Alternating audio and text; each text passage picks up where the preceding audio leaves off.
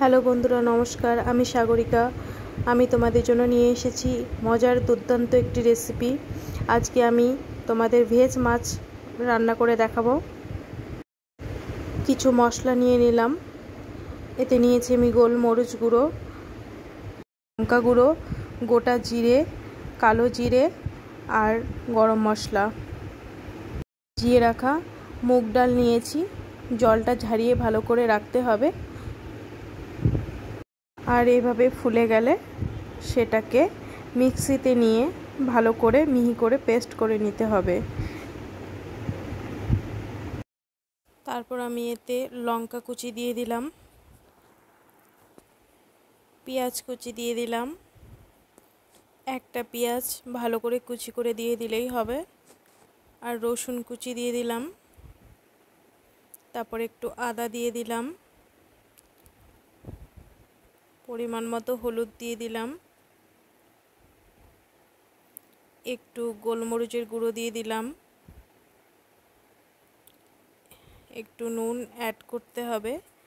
আর এই সমস্ত উপকরণ দিয়ে আমাদের ভালো করে মিক্সিতে বেটে নিতে হবে। বন্ধুরা, এই রান্নাটা কিন্তু ঝটপট করা যায় আর এটা খেতেও দুর্দান্ত লাগে। উপকরণ দিয়ে আমার মিক্সড করা হয়ে গেছে। এবার আমি দুটো আলু নিয়ে নিলাম। সামান্যটুকু আলু দিলেও হবে। আমি ডালগুলো ভালো করে মাছের মতন করে পিস করে নিলাম। দেখো বন্ধুরা, কত সুন্দর লাগছে। এবার আমি কড়াইটা গরম হয়ে গেলে তেল দিয়ে দেব।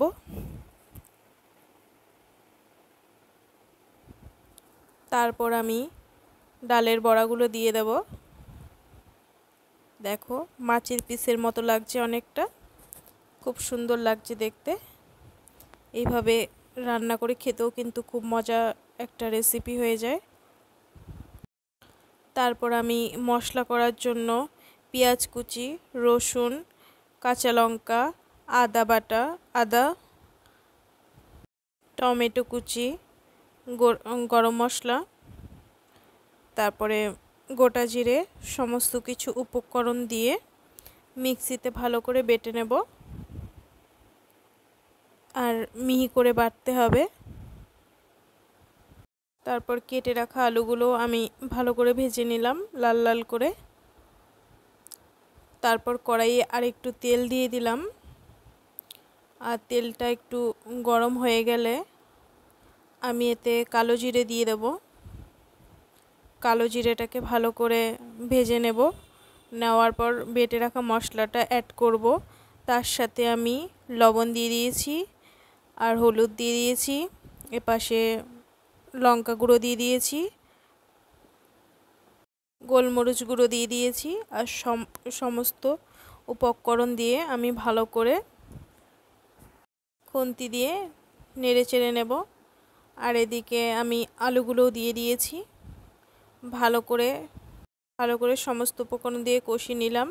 আর এদিকে গরম জল আমি অ্যাড করব, কারণ গরম জল যে কোনো তরকারিতে দিলে খুবই টেস্টি হয়। আমি কষানো হয়ে গেলে গরম জল অ্যাড করে দিয়ে দিলাম। আর দেখো বন্ধুরা, কত সুন্দর একটা কালার এসছে। আমি কিন্তু এতে বেশি মশলা ইউজ করিনি। তারপর জলটা এভাবে ফুটে গেলে আমাদেরকে ভেজ মাছের পিসগুলো দিয়ে দিতে হবে। আর এভাবে খেলে কিন্তু খুবই ভালো লাগে। তোমরা একবার হলেও বাড়িতে ট্রাই করে দেখতে পারো। গরম ভাতের সাথে কিন্তু এর টেস্টটাই একদম আলাদা লাগে। এভাবে খেলে মাছ মাংসের কথা ভুলে যাবে। এই রেসিপিটা খুবই তাড়াতাড়ি রান্না করা যায়। এইভাবে রান্না করতে পারো। তোমাদের কাছে যদি হাতে টাইম না থাকে, ঝটপট এই রেসিপিটি রান্না করে নিতে পারো। রান্না হয়ে গেছে। এই দেখো বন্ধুরা, আমার ভিডিও যদি ভালো লেগে থাকে লাইক সাবস্ক্রাইব অবশ্যই করো। আমি চেষ্টা করব আরও ভালো ভালো মজার রেসিপির ভিডিও নিয়ে আসার।